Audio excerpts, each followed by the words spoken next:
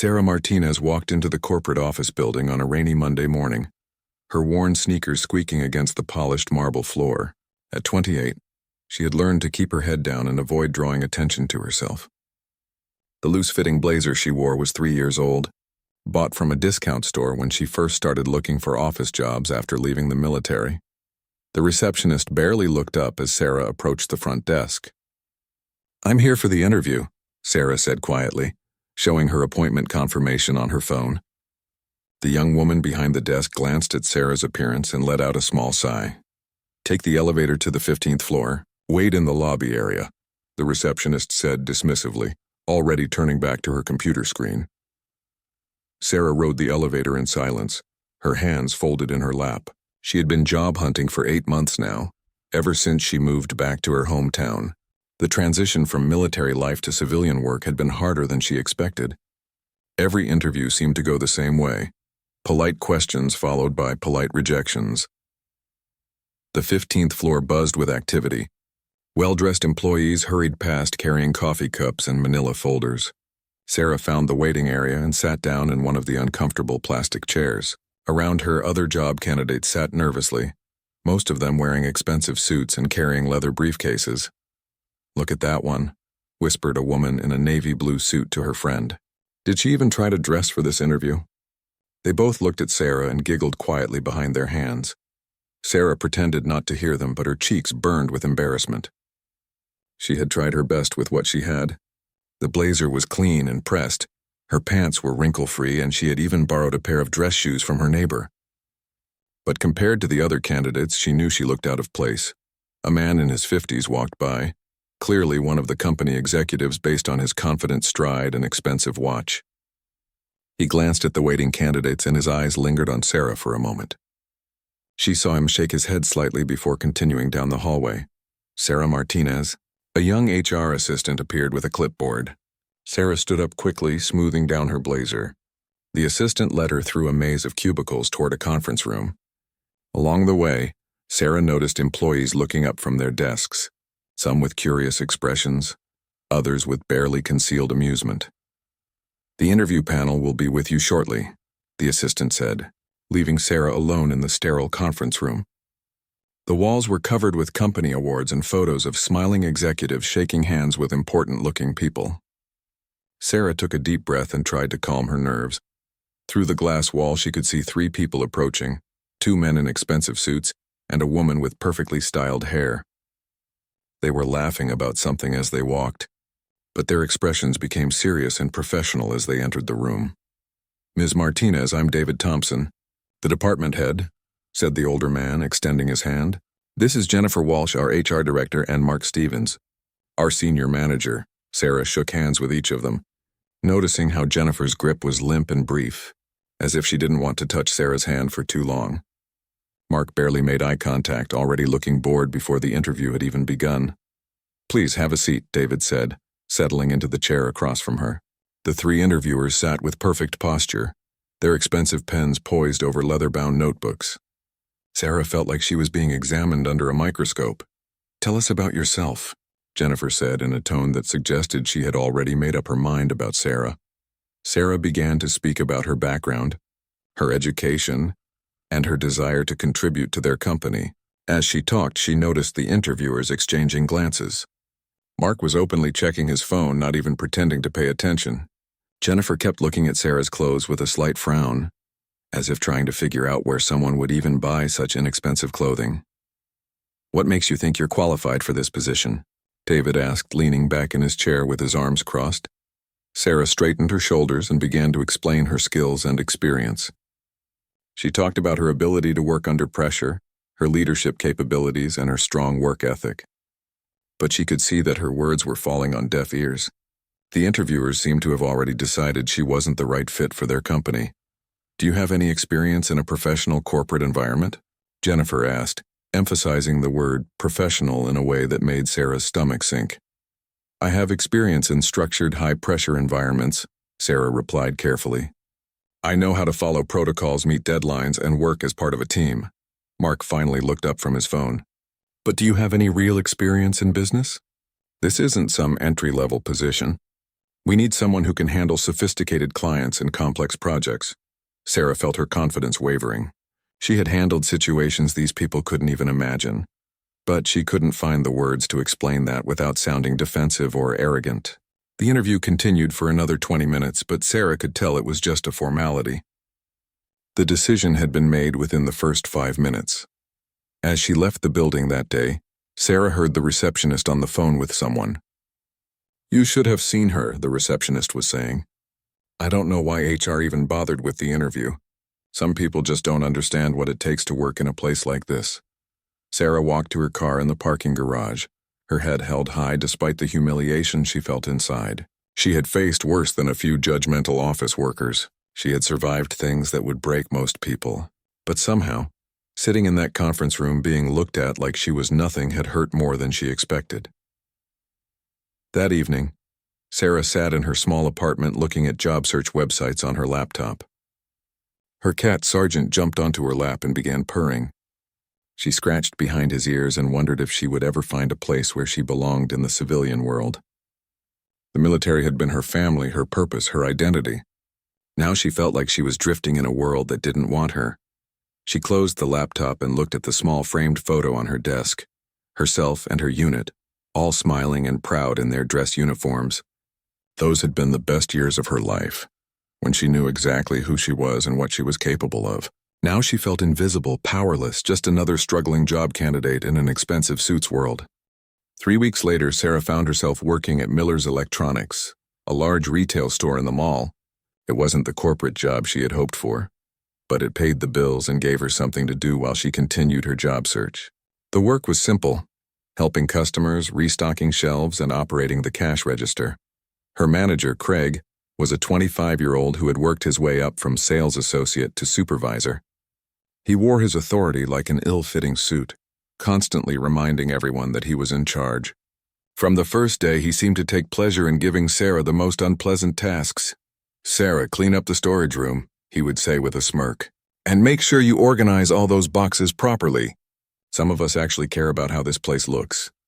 Sarah did the work without complaint, but she could see the other employees watching her with a mixture of pity and amusement. They had quickly picked up on Craig's treatment of her and decided it was safer to join in than to defend her.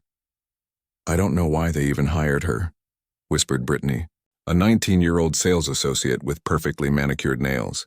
"She looks like she shops at thrift stores." "Maybe she's somebody's charity case," replied Jake, another young employee who spent most of his shift playing games on his phone. "You know how corporate sometimes makes us hire people from difficult backgrounds?" Sarah pretended not to hear these comments, just as she pretended not to notice when Craig deliberately scheduled her for the worst shifts, early morning stock deliveries and late-night closing duties.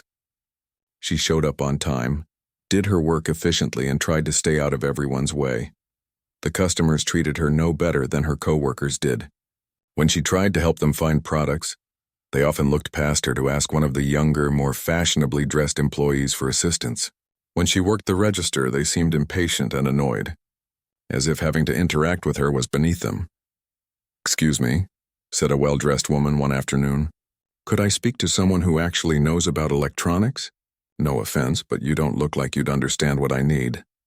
Sarah bit back her response and politely called Jake over to help the woman. She had forgotten more about electronics and technical systems than Jake would ever know, but she couldn't say that without sounding defensive. During her lunch breaks, Sarah often sat alone in the food court, eating a sandwich she had brought from home while watching the other employees gather at tables, laughing and sharing stories. She had tried to join their conversations a few times, but they always seemed to find excuses to end them whenever she approached. "Oh, we were just talking about this party last weekend," Brittany had said one day. "You probably wouldn't be interested in that kind of thing anyway." The assumption stung because it was so casually dismissive. How did they know what kind of things she would be interested in? They had never bothered to ask her about her hobbies, her background, or her interests. They had simply decided who she was based on her appearance and their own prejudices. Craig's treatment of her became more obvious as the weeks went on. During team meetings, he would ask everyone's opinion about store policies and procedures, but he consistently skipped over Sarah as if she wasn't there. When corporate sent down new training materials, he made sure everyone else received them first. leaving Sarah to figure things out on her own. "Sarah, you're falling behind on the new inventory system," he announced during one morning meeting. "Everyone else seems to understand it just fine. Maybe you need to pay more attention during training." Sarah wanted to point out that she had never received the training materials everyone else got, but she knew it would only make things worse. Craig seemed to be building a case against her, documenting every small mistake while ignoring her successful completion of countless other tasks. The breaking point came during a busy Saturday afternoon. The store was packed with customers and everyone was running around trying to keep up with the demand. Sarah was working the register when a technical problem arose with the payment system. She quickly identified the issue and knew exactly how to fix it. But Craig was across the store helping with a display. "The register is down," announced Jake loudly. "Great. Now we're going to have angry customers everywhere." Sarah began troubleshooting the system, her fingers moving quickly across the keyboard. Within minutes, she had identified the network connectivity issue and implemented a temporary fix that got the register working again. The line of waiting customers began moving smoothly once more. But instead of thanking her, Craig was angry when he returned to find out what had happened. "Who told you to mess with the register system?" he demanded. "You're not authorized to make those kinds of technical changes." "The system was down and customers were waiting," Sarah explained calmly. "I fixed a simple connectivity issue. Nothing was damaged." "That's not the point," Craig said, his voice getting louder. "You don't have the training or the authority to make those decisions. What if you had broken something expensive?" Other employees gathered around to watch the confrontation. Sarah could see the amusement in their eyes as Craig publicly dressed her down for solving a problem that had been affecting their entire operation. "From now on, you call me for any technical issues," Craig continued. "I don't care if I'm busy or if customers have to wait. You're here to stock shelves and ring up purchases, nothing more." Sarah nodded quietly and returned to her register. But something had changed inside her during that exchange. For months she had accepted the disrespect and dismissive treatment because she needed the job and didn't want to cause trouble. She had convinced herself that keeping her head down was the mature, professional thing to do. But as she watched Craig walk away with a satisfied smirk on his face, Sarah realized that her silence wasn't protecting her. It was enabling them. Every day she let these people treat her as if she was worthless. She was reinforcing their belief that they were somehow better than her. That evening, as Sarah was restocking the electronics accessories, she overheard Craig talking to some of the other employees near the break room. "I'm thinking about writing her up," he was saying. "She's not really fitting in with the team culture here. Sometimes you hire someone and they just don't work out, you know?" "Yes, I get what you mean," replied Brittany. "She's just different, like she doesn't understand how things work in the real world." Sarah's hands tightened around the packages she was holding. The real world? These people had no idea what the real world looked like. They had never faced real challenges, real danger, or real responsibility. They lived in their comfortable bubble of mall jobs and weekend parties, never questioning whether they had earned their casual cruelty. The harassment escalated over the next few weeks. Craig seemed determined to build a case for firing Sarah, documenting every minor infraction while ignoring similar behavior from other employees. He began scheduling her for increasingly difficult shifts and assigning her tasks that were clearly outside her job description. "Sarah, I need you to come in at 5 a.m. tomorrow to receive the new shipment," he announced one Friday evening, just as she was about to leave. "And then you'll need to stay until closing to help with inventory." That meant a 14-hour day with only a 30-minute lunch break. When Sarah looked at the schedule, she noticed that other employees had been given normal 8-hour shifts throughout the week. It was clear that Craig was trying to make her job so miserable that she would quit on her own. The other employees began following Craig's lead more boldly. They would leave their messes for Sarah to clean up, knowing she wouldn't complain. They started excluding her from important information about schedule changes or new procedures, leaving her to figure things out on her own and then mocking her when she made mistakes. "Oops, did we forget to tell Sarah about the new return policy?" Brittany said with fake concern after a customer had yelled at Sarah for following the old procedures. "I guess she'll figure it out eventually." Jake started a cruel game where he would hide items that Sarah needed to do her job: price tags, cleaning supplies, or inventory sheets. Then he and the others would watch her search for them, whispering and laughing among themselves.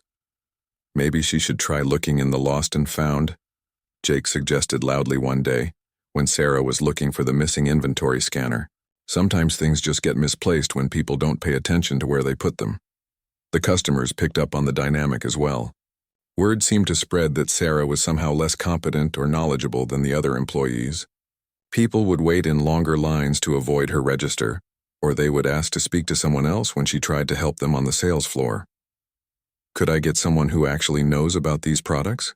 A middle-aged man asked dismissively when Sarah approached to help him with computer accessories. No offense, but I need someone with real expertise. Sarah watched as the man walked over to Jake, who was barely 18 and had been working there for only 2 months. Jake proceeded to give the customer completely incorrect information about the products, but the man nodded and smiled as if he was receiving expert advice. During her lunch breaks, Sarah often found herself sitting alone in her car in the parking lot, eating a sandwich and wondering how her life had come to this point. She had once led a team of Marines through complex operations in challenging environments. She had made split-second decisions that affected the lives of her fellow service members.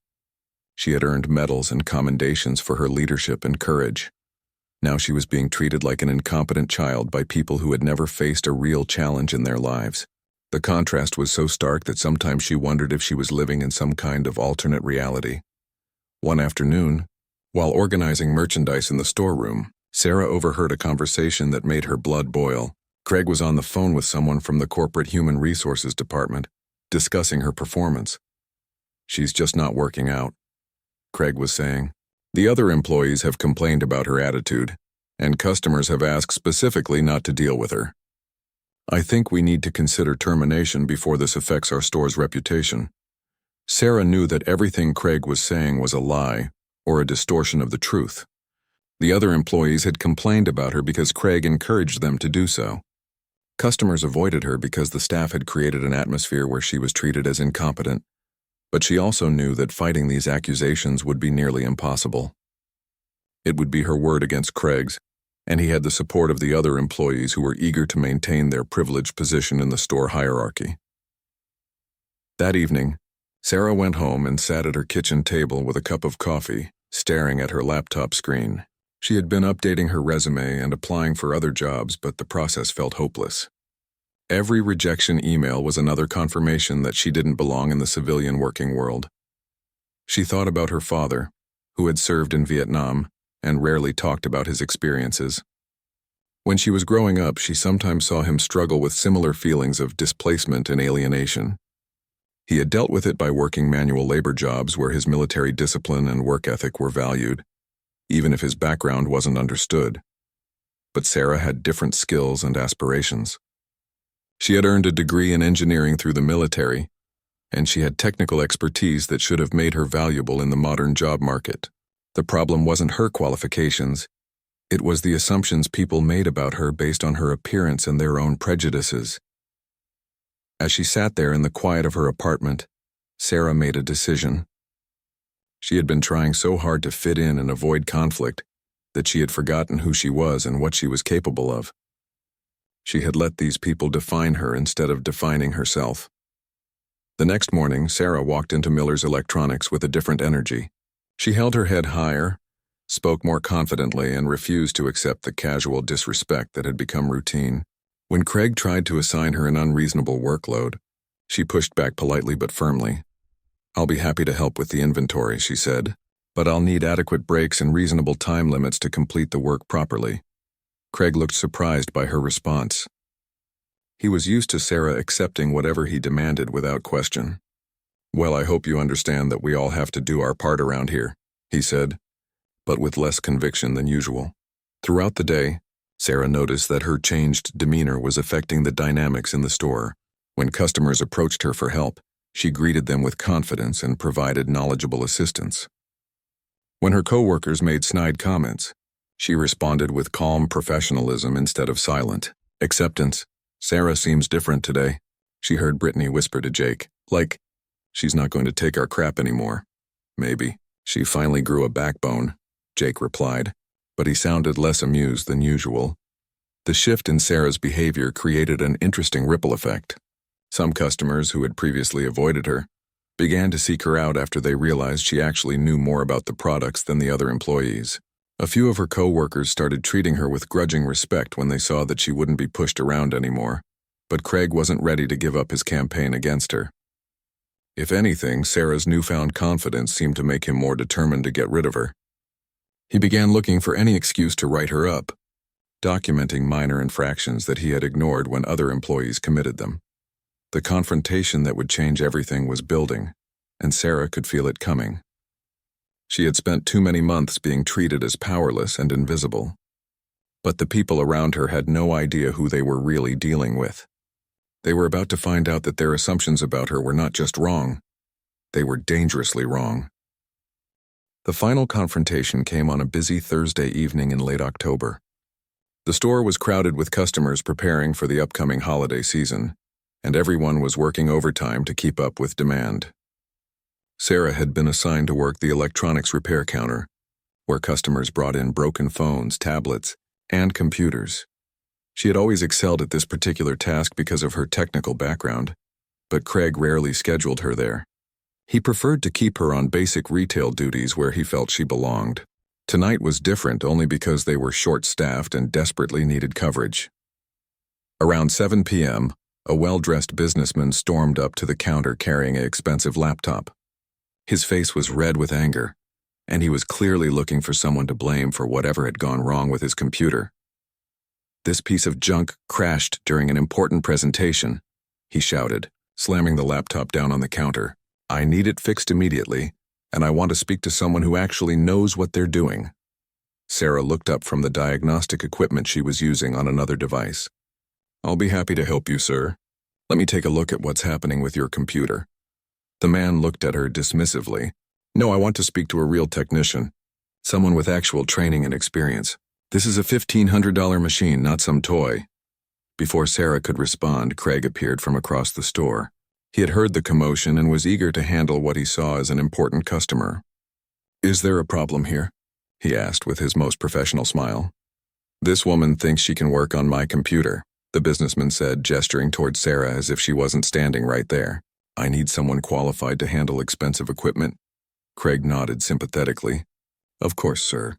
Sarah, why don't you go help with the inventory in the back? I'll take care of this gentleman's computer." Sarah felt the familiar sting of humiliation, but this time something was different. She had spent months accepting this treatment, convincing herself that keeping quiet was the mature thing to do. But as she looked at Craig's condescending smile and the businessman's dismissive expression, something inside her snapped. "Actually," she said calmly, "I'm the most qualified person in this store to work on that computer. I have extensive training in computer systems and electronics repair." Craig's smile faltered.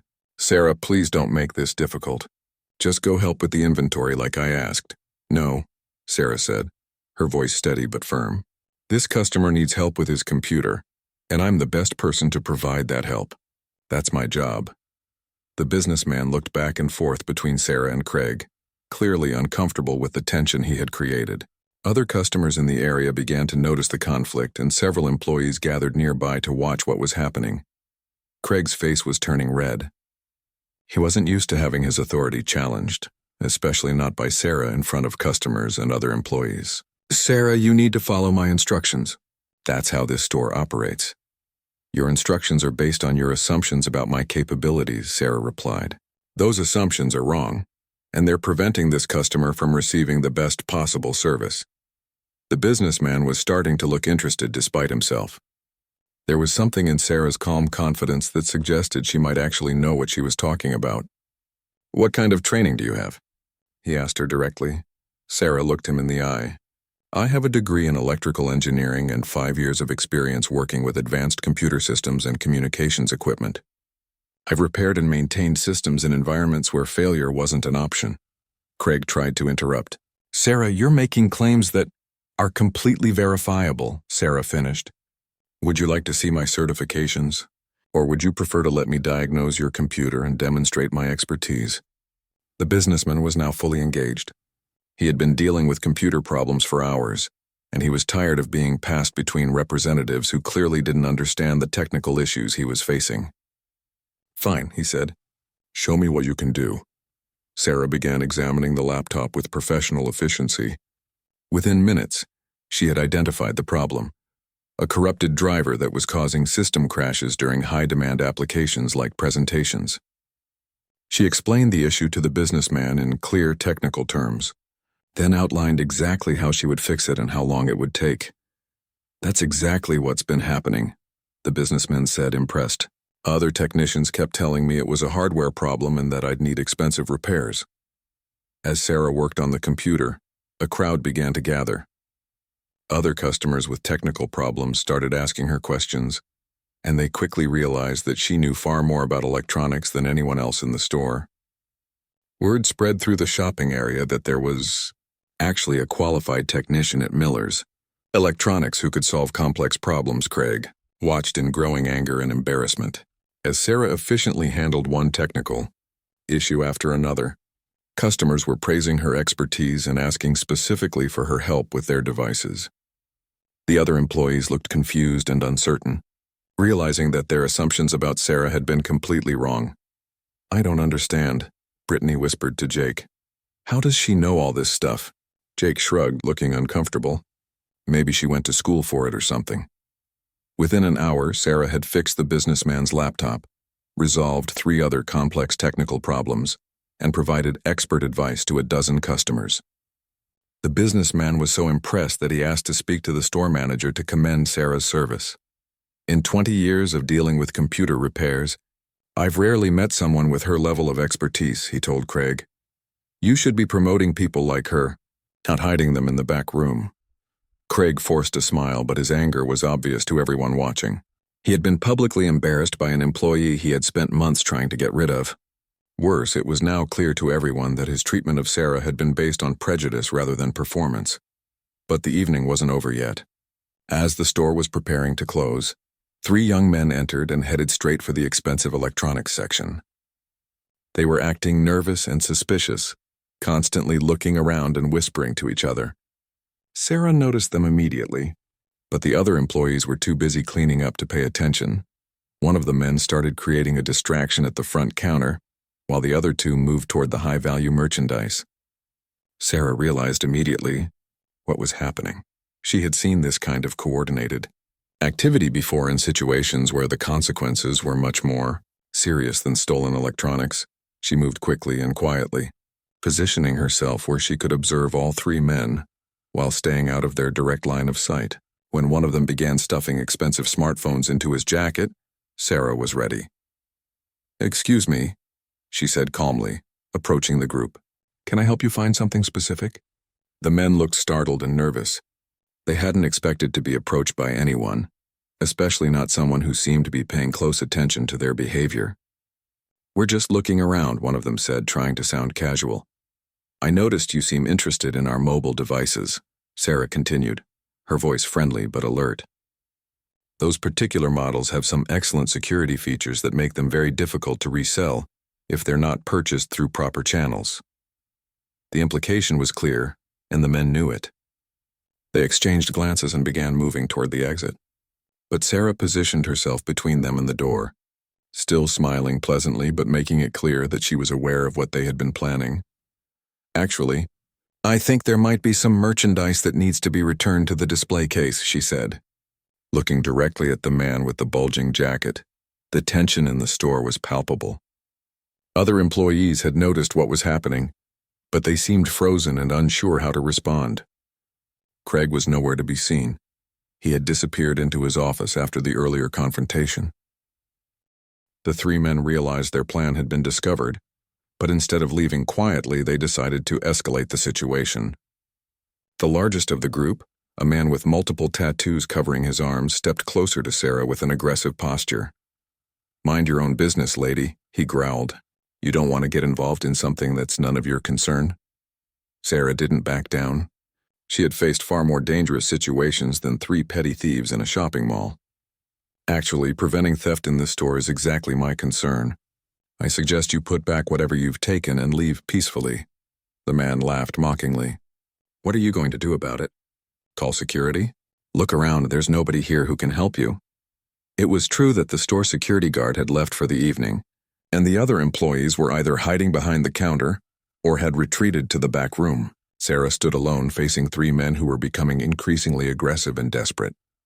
"Listen, I don't want any trouble," Sarah said calmly, "but I also can't let you walk out of here with stolen merchandise.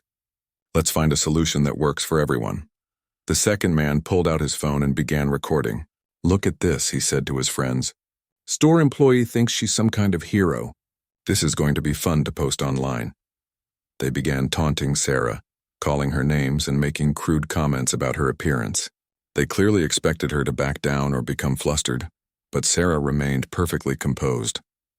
She had been trained to handle hostile situations, and 3 amateur criminals in a shopping mall were hardly her biggest challenge. "You picked the wrong person to mess with," the tattooed man said, moving even closer. "Maybe we should teach you a lesson about staying in your lane." That's when Sarah made her decision. She had spent months allowing people to underestimate and disrespect her, but this situation was different. These men weren't just being rude or dismissive. They were threatening her safety and the security of the store. Without breaking eye contact, Sarah rolled up the sleeve of her work shirt. The movement was deliberate and confident, revealing something that made all 3 men freeze in place. On Sarah's forearm was a large, detailed tattoo, the eagle, globe, and anchor emblem of the United States Marine Corps. Below it were the words Semper Fidelis in bold letters, surrounded by symbols representing multiple combat deployments and specialized training. The change in atmosphere was immediate and dramatic. The tattooed man's aggressive posture disappeared, replaced by uncertainty and something that looked like fear. His friends stopped recording and took a step backward. They had been expecting to intimidate a powerless retail worker, but the tattoo told a completely different story. "Oh shit," whispered the second man. "She's military." Sarah's demeanor shifted as well. The polite retail employee facade dropped away, replaced by the bearing and confidence of a trained Marine. Her voice became firm and commanding. "That's right.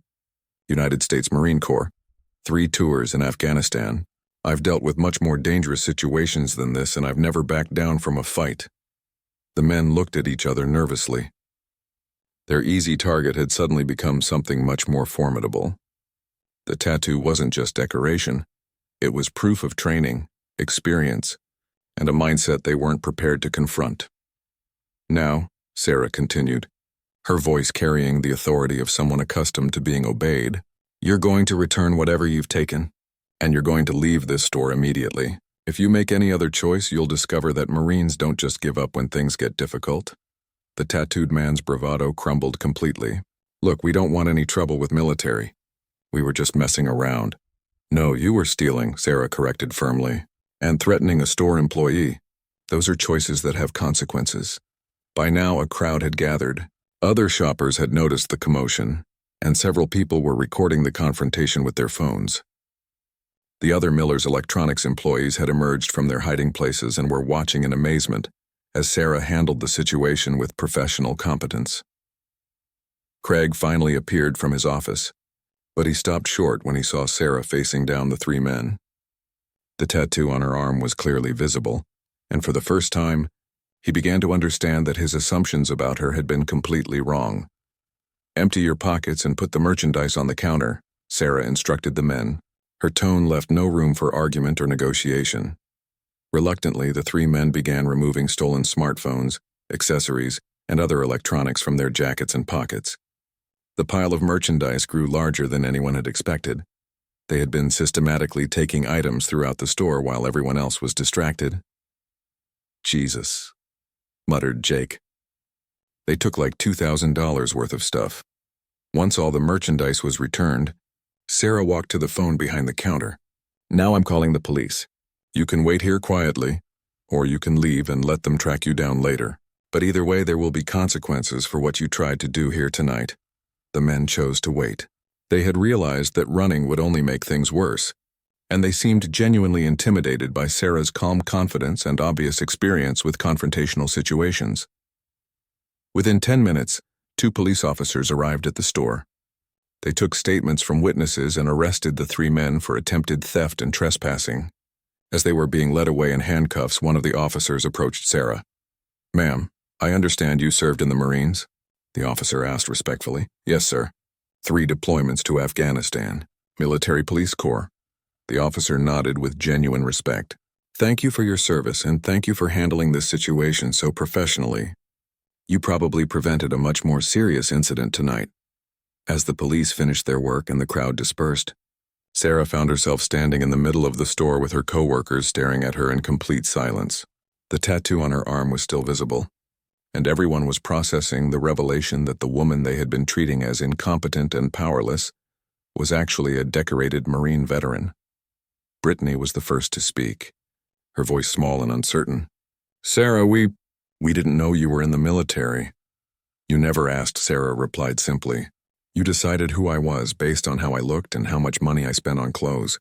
You never bothered to learn anything about my background or my experience." Jake looked ashamed. "We just thought—" "I mean, you never said anything about being a Marine." "Would it have mattered?" Sarah asked. "Should I have to prove my worth by talking about my military service? Or should people be treated with basic respect, regardless of their background?" Craig finally approached, looking deeply uncomfortable. The events of the evening had completely undermined his authority and exposed his prejudices for everyone to see.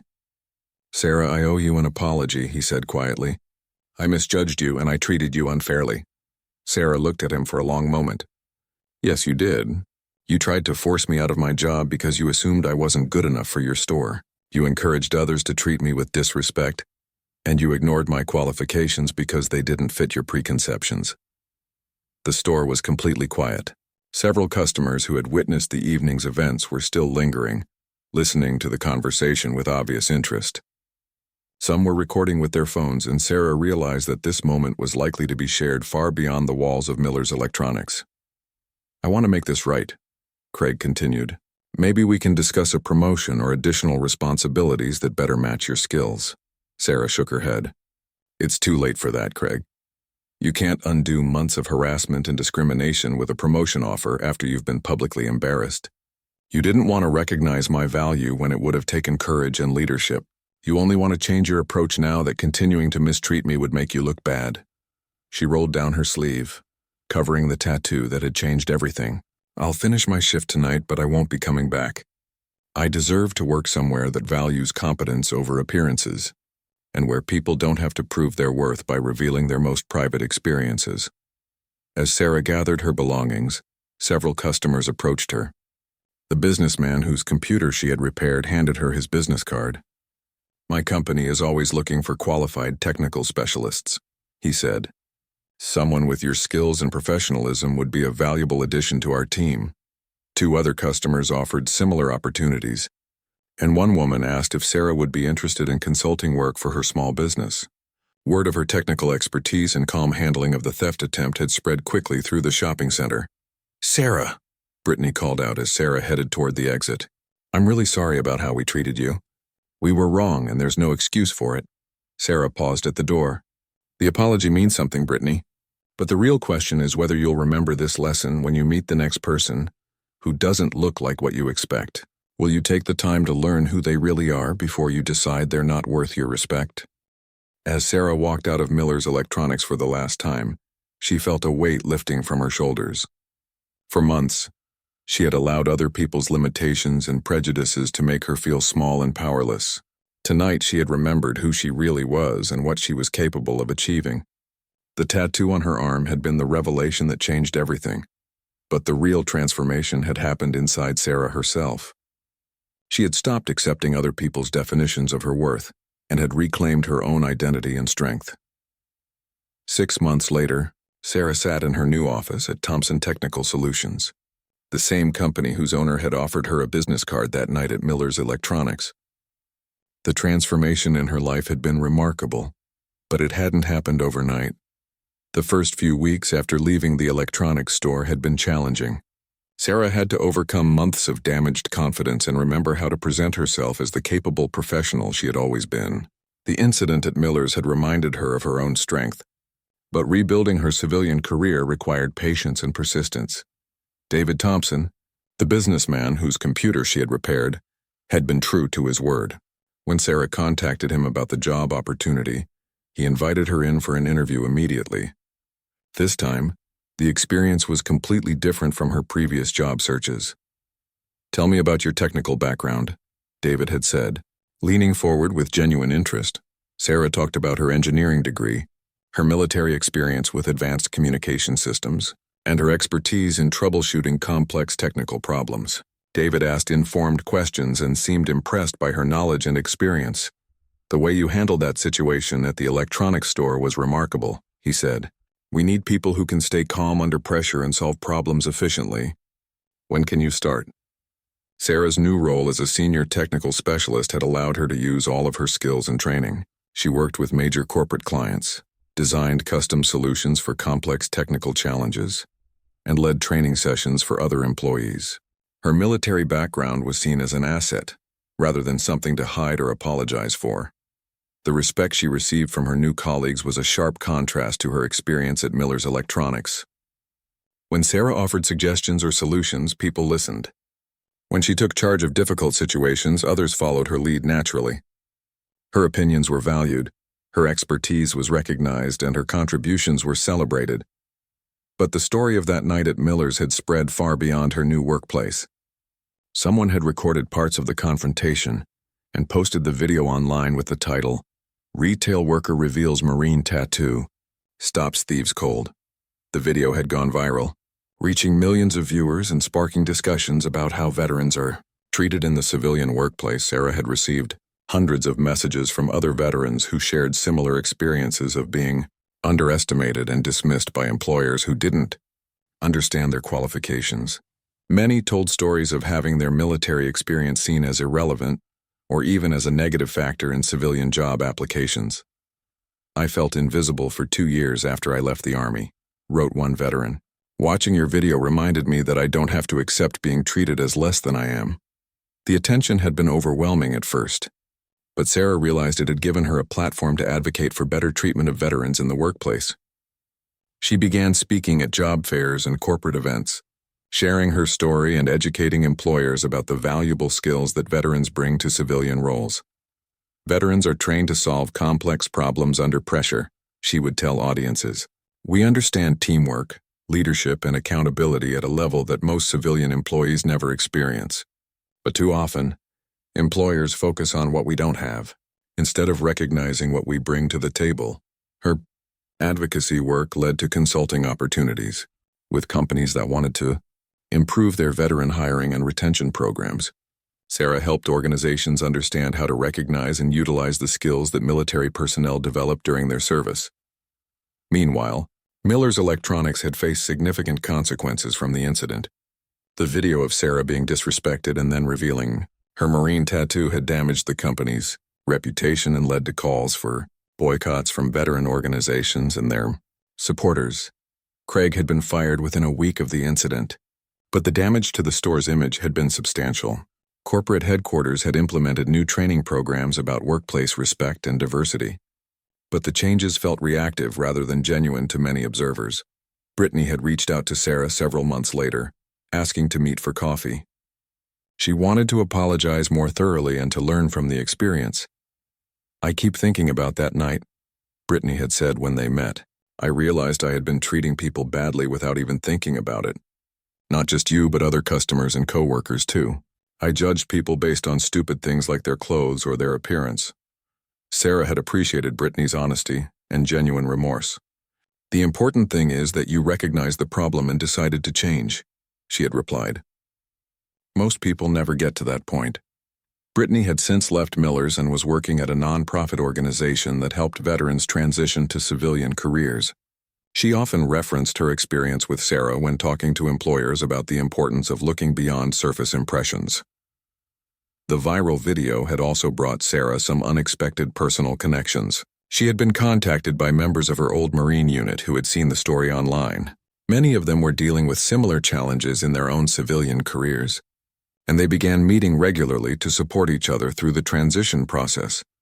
"It's like we served together again," said Marcus, one of her former squad leaders, "except this time we're fighting bureaucracy and prejudice instead of enemy combatants." The group had grown into a formal veterans networking organization that helped former military personnel find meaningful employment and navigate workplace challenges. Sarah had become one of the organization's most effective advocates, using her story to open doors and change minds. 1 year after the incident at Miller's Electronics, Sarah received an unexpected invitation. A major veterans advocacy organization wanted to honor her with an award for her work in raising awareness about veteran employment issues. The ceremony would be held in Washington, D.C., with several hundred attendees, including military officials and corporate leaders. As Sarah prepared her acceptance speech, she reflected on the journey that had brought her to this point. The night she rolled up her sleeve and revealed her Marine tattoo had been a turning point, but it hadn't been the end of her story. It had been the beginning of her real civilian career. She thought about all the veterans who were still struggling to find their place in the civilian world, still being underestimated and dismissed by people who couldn't see past their own prejudices. Her experience had shown that change was possible, but it required courage from both veterans and the employers who had the power to recognize their value. In her speech, Sarah planned to emphasize that the tattoo itself hadn't been the source of her strength. It had simply been the symbol that forced others to recognize what had been there all along. Every veteran carried similar symbols of their service, whether visible or not, and every one of them deserved to be seen and valued for who they really were. The woman who had once been mocked as powerless had found her power not in the respect that others finally showed her, but in the decision to stop accepting anything less than the respect she had always deserved. Her Marine tattoo had opened eyes and changed minds, but more importantly, it had reminded Sarah herself of the strength she had never actually lost. Standing in her office, looking out at the city skyline, Sarah smiled as she remembered the frightened faces of those 3 men when they realized who they were really dealing with. They had expected to find an easy target, but instead they had encountered a United States Marine. The surprise had been theirs, but the victory belonged to everyone who refused to be defined by other people's limitations and prejudices.